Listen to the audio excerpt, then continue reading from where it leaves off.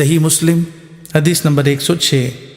ایک اور سند سے بھی حضرت تمیم داری رضی اللہ تعالیٰ عنہ سے مروی ہے، انہوں نے نبی کریم صلی اللہ علیہ وسلم سے اس کی مثل روایت کیا ہے۔ صحیح مسلم حدیث نمبر 107۔ حضرت جریر رضی اللہ تعالیٰ عنہ سے مروی ہے، وہ فرماتے ہیں میں نے نبی اکرم صلی اللہ علیہ وسلم کے دست حق پرست پر نماز قائم کرنے، زکوٰۃ ادا کرنے اور ہر مسلمان کے لیے خیر خواہی کی بیعت کی ہے۔ صحیح مسلم حدیث نمبر 108۔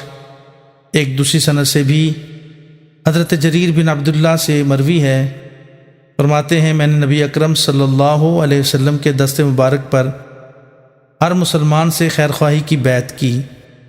صحیح مسلم حدیث نمبر 109۔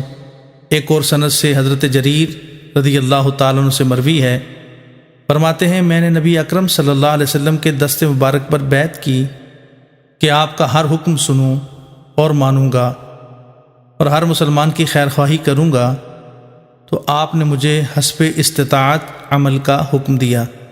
صحیح مسلم حدیث نمبر 104۔ حضرت تمیم داری رضی اللہ تعالی عنہ سے مروی ہے، فرماتے ہیں نبی اکرم صلی اللہ علیہ وسلم نے فرمایا دین خیر خواہی ہے۔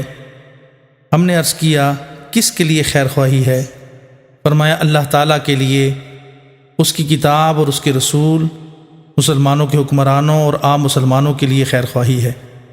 صحیح مسلم حدیث نمبر 105۔ ایک دوسری سند سے بھی بواسطہ حضرت تمیم داری نبی اکرم صلی اللہ علیہ وسلم سے اس کی مثل مروی ہے۔